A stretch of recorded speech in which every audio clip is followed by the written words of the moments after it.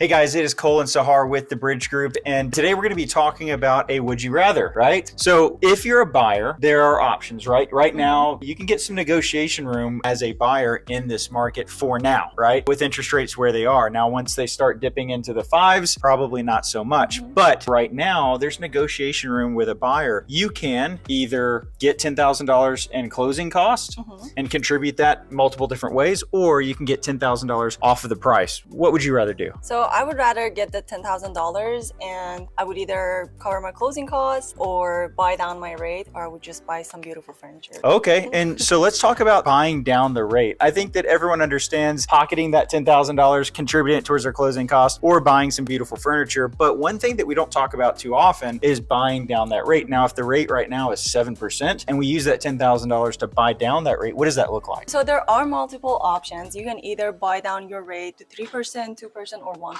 Whereas if the interest rate is at 7%, you can buy it down to 5, 4, or even 6%. Awesome. Which means you're going to pay less per month on the interest, right? So I think that that's a great option. But also, one thing, and I don't want to complicate this too much, but we were talking about before this video was how long are you going to stay in that house, right? If you're going to stay in that house for an extended amount of time, 5, 6, 7+ years, then it does make sense to do that. Yeah. If you're going to be there for 2 years, 3 years, you might not reap the benefit to buy down the rate so much.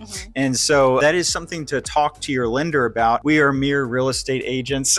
We are not lenders, but at the end of the day, we can refer you to a lender that can be an expert on that subject. We just wanted to give you a couple options of kind of would you rather. The same thing for me. I would absolutely, unless I'm buying cash, take the $10,000 in closing costs and distribute that the way I would like to. So, if you're looking at the overall numbers, $10,000 off the price of the house is what, a cup of coffee every month? And $50. Yeah, that's an expensive coffee, but maybe that's a coffee and a Stanley Cup. But the thing is it doesn't really add up to as big of a savings as the $10,000 in closing. So hope you guys enjoyed that. Hope you got something out of it. Stay tuned for next week. We'll see you then.